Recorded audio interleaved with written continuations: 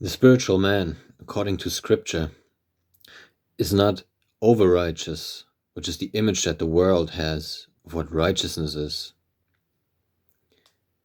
The spiritual man is the balanced man. He's balanced between good and evil, between light and darkness, between the over-righteous mind and the over-wicked mind. Let's read. Book of Ecclesiasticus. Book of Ecclesiastes. Chapter 7, verse 16 to 18.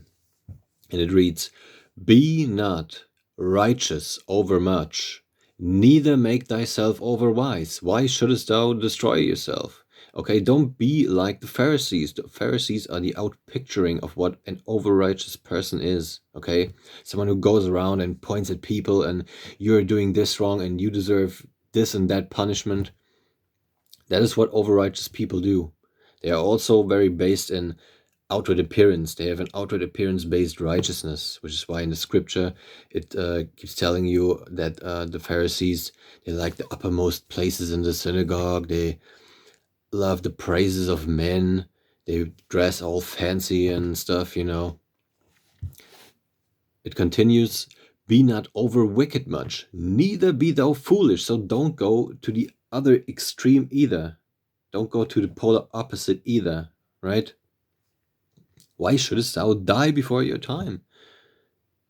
So if you're not supposed to go to this polar opposite, if you're not supposed to go to that polar opposite, you're obviously supposed to be in the middle, right? That's the only option that is left. "It is good that thou shouldest take hold of this. Yea, also from this withdraw not thine hand.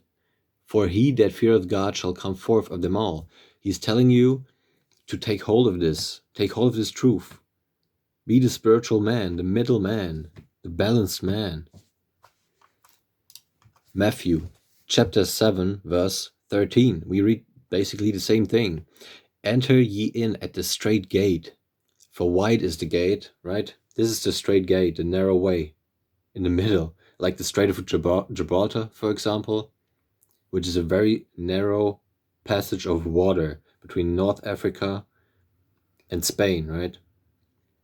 "Enter ye in at the straight gate, for wide is the gate, and broad is the way which leads unto destruction, and many there be which go in thereat." Okay, so you are destroyed if you go to the left hand or to the right hand, which Christ specifically tells you not to do. You are supposed to walk the straight and narrow, because straight is the gate and narrow is the way which leads unto life. That middle path, man, that is the way, the balanced way. "And few there be that find it." Let's continue. Luke chapter 6, verse 26. "Woe unto you, when all men speak well of you." That, by the way, is a quote from Christ. If Christ tells you, woe unto you, if everybody speaks well of you, what is he telling you? Obviously the reverse is that there ought to be people who speak good of you, who say you're good, and there ought to be people who say that you're evil. That's a balanced opinion, right? So be balanced.